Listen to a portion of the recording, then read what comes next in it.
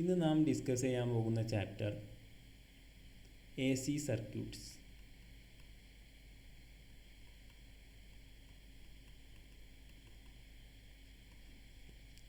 നമ്മുടെ ഡെയിലി ലൈഫിൽ നാം ഏറ്റവും കൂടുതൽ ബന്ധപ്പെടുന്ന ഒരു ഫാക്റ്റാണ് A C current.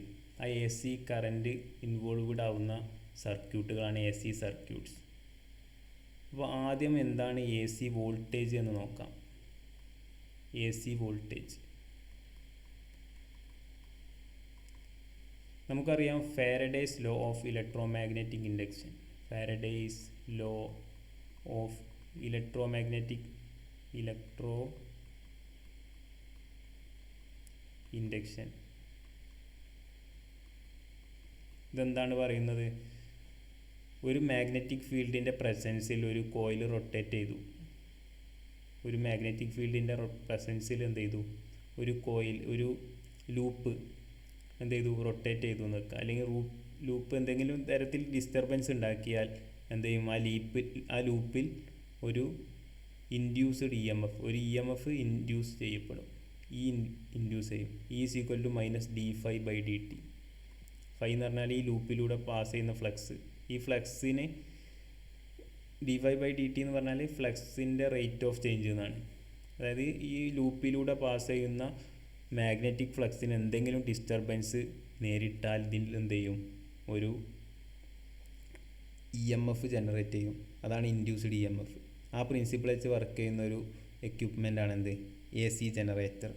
A C generator. ആ എ സി ജനറേറ്ററിൻ്റെ ഔട്ട്പുട്ട് നമ്മൾ വരയ്ക്കുകയാണെങ്കിൽ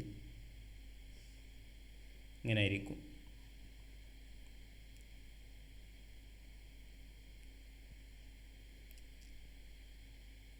ഇത് വോൾട്ടേജ് അഗെയിൻസ്റ്റ് ടൈമാണ്. V=V0 sin ωt. ഓക്കെ, അതായത് ടൈം 0 ആവുന്ന സമയത്ത് എന്ത് ചെയ്യും? സീറോയിൽ സ്റ്റാർട്ട് ചെയ്താൽ പിന്നെ ഒരു പീക്കിൽ പിന്നെ അത് 0 ആവും, പിന്നെ നെഗറ്റീവ് ഡയറക്ഷൻ ആവും, പിന്നെ 0 ആവും. അപ്പോൾ മൊത്തം ഒരു സൈക്കിളായി. പിന്നെ അഗെയിൻ ഇവിടുന്ന് നെക്സ്റ്റ് സൈക്കിൾ. ഒരു സൈക്കിൾ എന്ന് പറഞ്ഞാൽ നമ്മുടെ ഈ ആർമേച്ചർ കോയിൽ ഒരു തവണ റൊട്ടേറ്റ് ചെയ്താൽ ഒരു സൈക്കിൾ ഉണ്ടായി. 2 തവണ ആകുമ്പോൾ നെക്സ്റ്റ് സൈക്കിൾ, 3-ാമത്തെ തവണ ആകുമ്പോൾ 3-ാമത്തെ സൈക്കിൾ. ഒരു സെക്കൻഡിൽ ആർമേച്ചർ കോയിൽ 50 ടൈംസ് റൊട്ടേറ്റ് ചെയ്യുന്നുണ്ടെങ്കിൽ 50 സൈക്കിൾസ് അവിടെ ഉണ്ടായിട്ടുണ്ടാവും.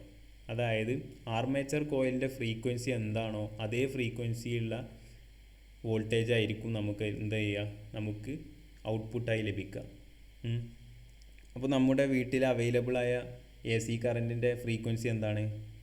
50 ഹെർട്സ് ആണ്. അതായത് 50 സൈക്കിൾ പെർ സെക്കൻഡാണ്. അതായത് അങ്ങനെയാണെങ്കിൽ നമ്മുടെ വീട്ടിലേക്ക് വരുന്ന കറൻറ്റിന് കാരണമാകുന്ന ജനറേറ്റർ ഒരു സെക്കൻഡിൽ എത്ര തവണ കറങ്ങുന്നുണ്ടാവും? 50 ടൈംസ് കറങ്ങുന്നുണ്ടാവും.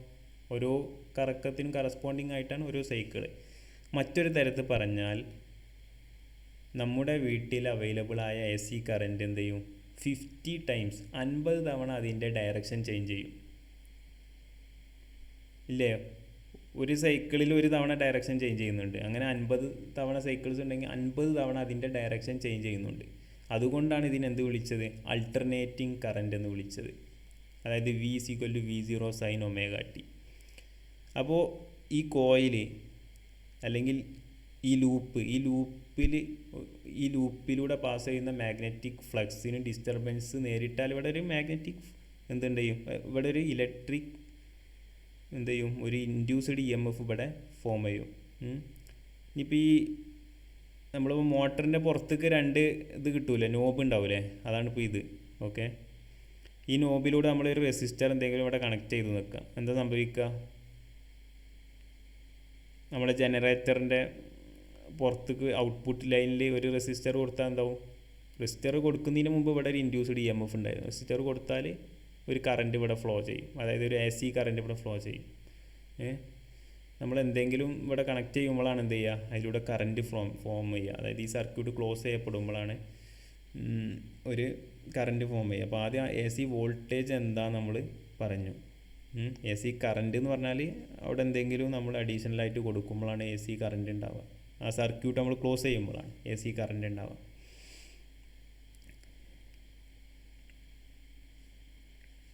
ഇനി എന്താണ് A C circuits?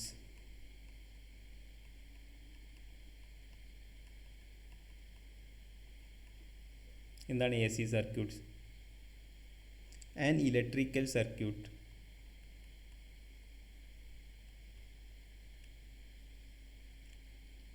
containing an AC source and AC components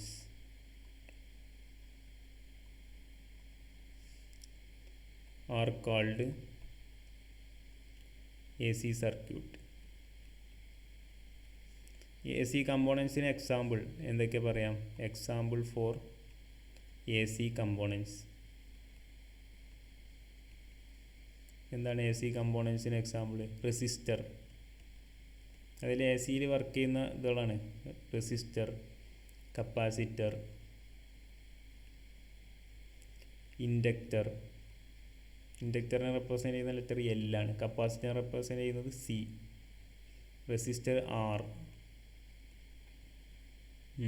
A C source, A C voltage സോഴ്സിനെ റെപ്രസെൻ്റ് ചെയ്യുന്ന ലെറ്റർ എന്താ? A C voltage source. A C voltage source എന്ന് പറഞ്ഞാൽ അതിനെങ്ങനെ റെപ്രസെൻ്റ് ചെയ്യാം? Okay, V is equal to V zero sine omega t. Okay, ഇനി example for A C circuit. Example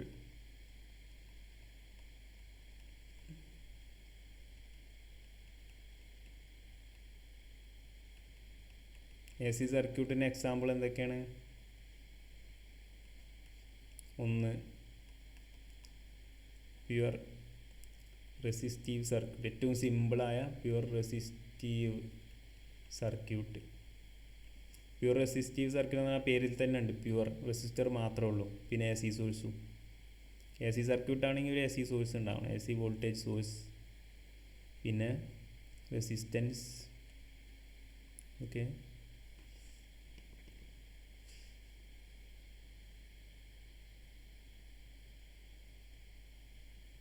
okay, V is equal to V zero sine omega t R. ഇനി എന്താ മറ്റൊരു example? Pure inductive circuit.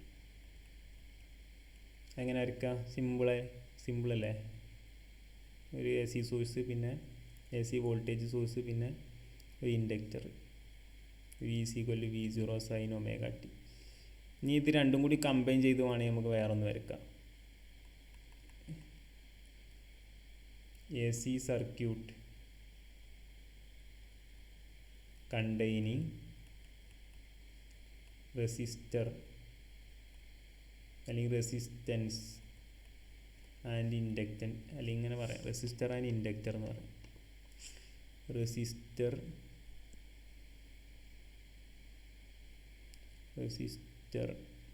And inductor,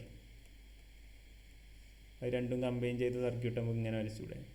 ഒരു A C source, A C voltage source, പിന്നെ resistor, പിന്നെ inductor.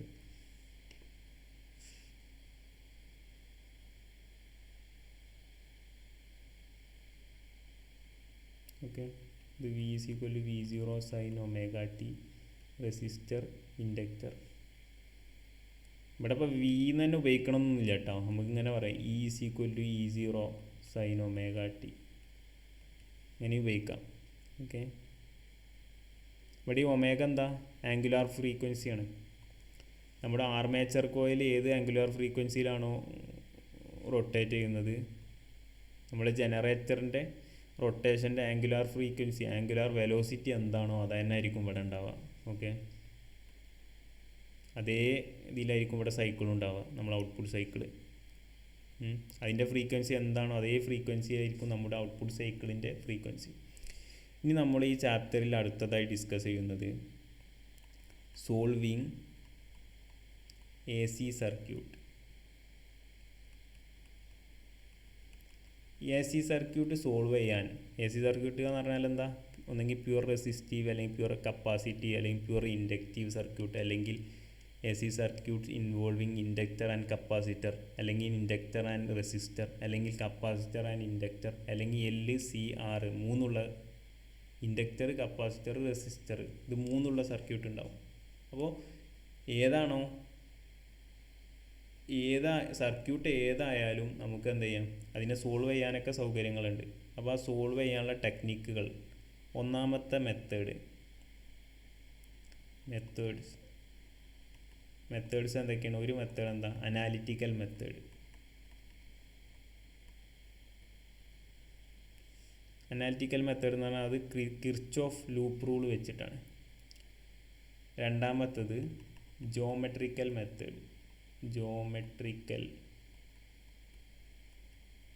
മൂന്നാമത്തെ method J operator method. ഈ 3 method ഉപയോഗിച്ചിട്ടാണ് നമ്മൾ എ സി സർക്യൂട്ട് സോൾവ് ചെയ്യുക. ഈ ചാപ്റ്ററിൽ നമ്മൾ ഈ 3 മെത്തേഡുകളാണ് നമ്മൾ ഡിസ്കസ് ചെയ്യുക. അപ്പോൾ ഈ വീഡിയോ ജസ്റ്റ് ഒരു ഇൻട്രൊഡക്ഷനാണ്. അടുത്ത വീഡിയോയിൽ നമ്മൾ എന്ത് ചെയ്യും? അനാലിറ്റിക്കൽ മെത്തേഡ് സ്റ്റാർട്ട് ചെയ്യും. Thank you for watching.